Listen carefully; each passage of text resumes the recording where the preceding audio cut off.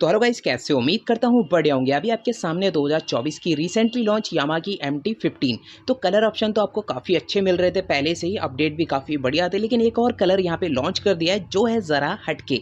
देखने में काफ़ी अच्छा कलर लग रहा है। तो प्राइसिंग बढ़ी है या फिर कम हुई है, कौन कौन से फीचर्स मिल जाते हैं, टॉप स्पीड कितनी है, माइलेज क्या देगी, सारी जानकारी आपको इस वीडियो में मिल जाएगी। बस वीडियो को अंत तक जरूर देखना। तो गाड़ी के फ्रंट से स्टार्ट करें तो यहाँ पे आपको जो पार्ट मिल रहा है ये टोटली प्लास्टिक में आपको दिया जा रहा है, जो कि मैट फिनिशिंग में रहता है। यहाँ पे आपको इंडिकेटर दिए जा रहे हैं जो कि अब एलईडी बल्ब के साथ प्रोवाइड कर रही है कंपनी। इसके अंदर तीन बल्ब इंस्टॉल किए हैं जो कि नॉन फ्लेक्सिबल इंडिकेटर है। गाड़ी अगर गिरती है तो इंडिकेटर टूटने के चांस काफ़ी ज़्यादा हो जाते हैं। यहाँ पे आपको आई शेप में DRLs मिलते हैं जो कि एलईडी बल्ब के साथ ही प्रोवाइड कर रही है। ये जो पार्ट है ये रहता है टोटली ग्रीन कलर का।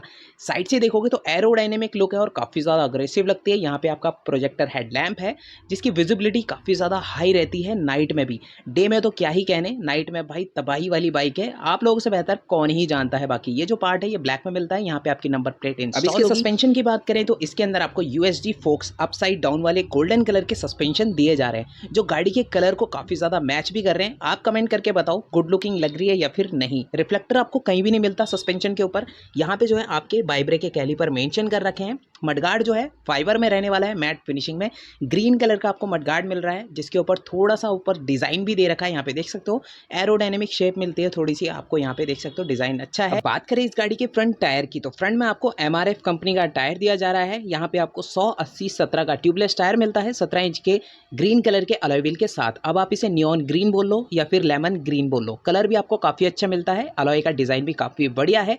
फ्रंट में आपको 282 mm की डिस्प्ले मिल जाती है जो कि पेटल में नहीं राउंड में दी जा रही है अभी तक। ABS की रिंग मिल जाती है, सिंगल चैनल ABS प्रोवाइड कर रही है कंपनी इस बाइक के अंदर। यहाँ पे आपको बाइब्रेक के कैलिपर मिल जाते हैं। नीचे की तरफ आपको जो इंजन काउल दिया जा रहा है वो टोटली प्लास्टिक बॉडी में ही दिया जा रहा है। थोड़ा सा फ्लेक्सिबल है जिससे जल्दी से बैंड नहीं होगा, डैमेज नहीं होगा, आपके इंजन को काफ़ी प्रोटेक्ट रखेगा। यहाँ पे आपको रेडिएटर मिल रहा है, लिक्विड कूल्ड आपको इंजन मिलता है। लिक्विड कूल्ड है तो हीटिंग का इशू काफ़ी कम हो जाता है। बाकी गाड़ी जो है वो काफ़ी बढ़िया है। यहाँ पे आपको श्राउड मिल रहा है, डुअल टोन कलर स्टिकर यहाँ पे MT-15 के यहाँ पे मेंशन कर रखे हैं। फ्यूल टैंक के ऊपर जो है यामाहा का लोगो यहाँ पे मेंशन कर रखा है। ब्लैक एंड सिल्वर कलर की फिनिशिंग है, क्रोम की भी है। फ्यूल टैंक की बात करें तो यहाँ पे आपको डुअल टोन कलर मिल रहा है, दोनों तरफ जो है ग्रीन, सेंटर में आपको ब्लैक। फाइबर में इसका फ्यूल टैंक दिया जा रहा है, यामाहा का लोगो यहाँ पे E20 का सपोर्ट मिलता है। 20% एथेनॉल 80% पेट्रोल यूज होगा इस बाइक के अंदर। इसकी जो कैप है वो मिलती है ग्रे कलर की जो कि मेटल में दी जा रही है। ओपन करने में इसकी कैप को किसी तरह का मतलब हार्डनेस फील नहीं हो रही। गाड़ी की जो की है वो नॉर्मल सी मिलती है, छोटी सी की है, वेब की नहीं मिलती। दोनों तरफ यामाहा का लोगो मेंशन कर रखा है जो कि 3D में ही मेंशन कर रखा है। फ्यूल टैंक कैपेसिटी की बात करें तो इसमें आपको 10 लीटर की फ्यूल टैंक कैपेसिटी मिलती है।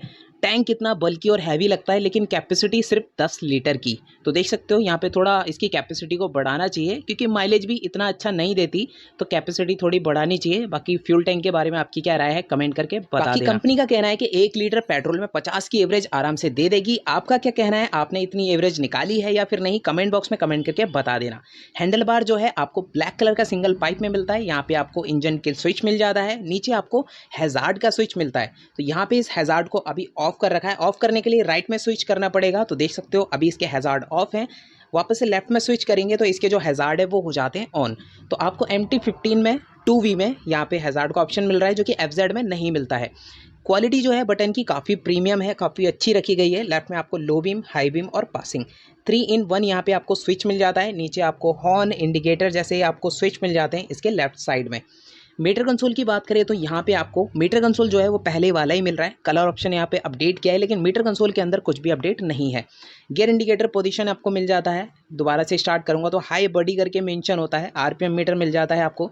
रियल टाइम आपको मिल जाता है, मतलब इसमें फीचर्स जो है पहले वाले ही मिल रहे हैं। इसमें आपको कॉल्स, SMS जैसे फीचर्स भी दिए जा रहे हैं। बाकी ट्रैक्शन कंट्रोल भी मिलता है आपको इस बाइक के अंदर जो एक बेस्ट पार्ट हो जाता है। और 155 सीसी की किसी अदर वेरिएंट की, किसी अदर कंपनी की बाइक में आपको ये ट्रैक्शन कंट्रोल देखने को नहीं मिलता, जो कि सिर्फ और सिर्फ यामाहा आपको प्रोवाइड करती है। यहाँ पे आपको 2 बटन मिलते हैं जिससे आप इसके अंदर के जो फीचर्स हैं उनको यूज़ कर पाओगे। तो बेसिकली ट्रैक्शन कंट्रोल का काम यही होता है कि आपके जो व्हील का जो रोटेशन होता है उसको कंट्रोल करता है, जिससे आपकी जो बाइक है वो स्किड नहीं होती, जिससे आपको हेल्प मिलती है। लीन वगैरह मार रहे हो या आप व्हीली मार रहे हो, कुछ भी कर रहे हो, तो ट्रैक्शन कंट्रोल वहाँ पे बहुत ज़्यादा ज़रूरी हो जाता है। सीट हाइट की बात करें तो यहाँ पे 810 की सीट हाइट मिलती है, सिंगल सीट मिल रही है और इसके जो कुशन्स है वो काफ़ी ज़्यादा सॉफ्ट हैं, प्लेन वाले भी और राइडर वाले भी। आगे से पीछे तक सेम कुशन्स यहाँ पे ऐड किए हैं जो काफ़ी ज़्यादा कंफर्टेबल हैं। सीट काउल की बात करें तो ग्रीन कलर का रहने वाला है दोनों ही साइड में, और ग्रेवरेल की जगह पे आपको ये पाइप जो है ये जो दे रखे हैं इन्हीं को पकड़ के आप होल्ड कर सकते हो, पैसेंजर जो है वो होल्ड कर सकता है। यहाँ पे इंजन की बात करें तो आपको जो इंजन मिल रहा है वो पूरा का पूरा ब्लैकआउट रखा गया है। बाकी इंजन की पावर परफॉर्मेंस की बात करें तो इसमें आपको 155 सीसी का liquid cooled 4 stroke SOSC 4 valve engine दिया जा रहा है, जिसके अंदर मैक्स पावर है 18.4 पीएस की 10,000 आरपीएम पर। टॉर्क है यहाँ पे 14.1 एनएम का 7,500 आरपीएम पर। गाड़ी के अंदर आपको पावर परफॉर्मेंस जो है वो ताबड़तोड़ मिलने वाली है, मतलब जितना हो सके उतना आप इसे भगा सकते हो। और 155 सीसी की बाइक है तो इसमें इंजन की कैपेसिटी भी आपको 155 ही दी जा रही है, सबसे अच्छी बात ये है। अदर बाइकों में इंजन सीसी कुछ और होता है और कैपेसिटी आपको कुछ और ही मिलती है। गाड़ी के ग्राउंड क्लियरेंस की बात करें तो इसमें आपको 170 170 का ग्राउंड क्लियरेंस मिलता है। 139 केजी 139 केजी की बाइक है पूरी की पूरी, तो ज़्यादा हैवी नहीं है, लाइटर है ये बाइक। इसमें आपको व्हील बेस मिल रहा है 1325 का। यहाँ पे आपको जो सीट हाइट मिल रही है 810 की, गाड़ी की जो लेंथ है वो है 2015 की, और इस गाड़ी की जो विड्थ है वो है 800 की।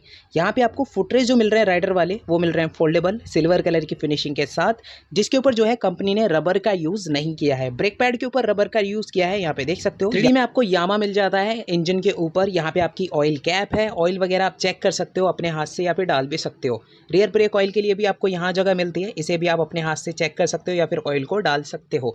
पैसेंजर फुटरेज जो है वो भी आपको फोल्डेबल मिलते हैं, जिसके ऊपर रबर का यूज नहीं किया है कंपनी ने।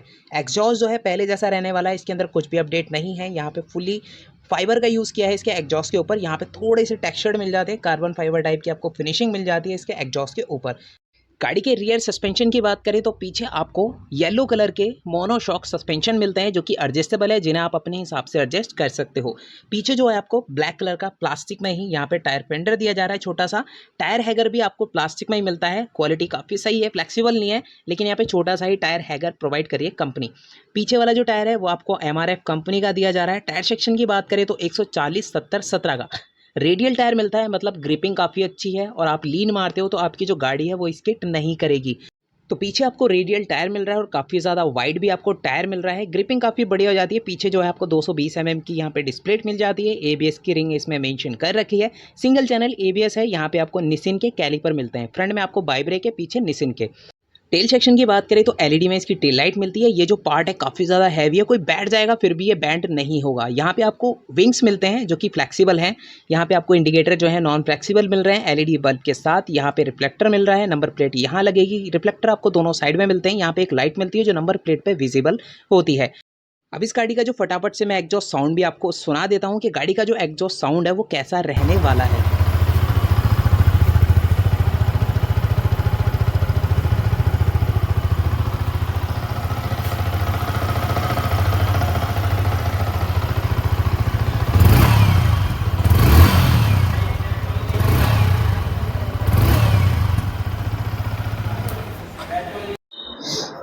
तो गाड़ी का एक जो साउंड आपको कैसा लगा कमेंट करके बता देना। बाकी इस गाड़ी का जो ऑन रोड प्राइस है जो कि दिल्ली का रहने वाला है 2,08,000 इस गाड़ी का ऑन रोड प्राइस है, जो कि दिल्ली या फिर दिल्ली एनसीआर का है।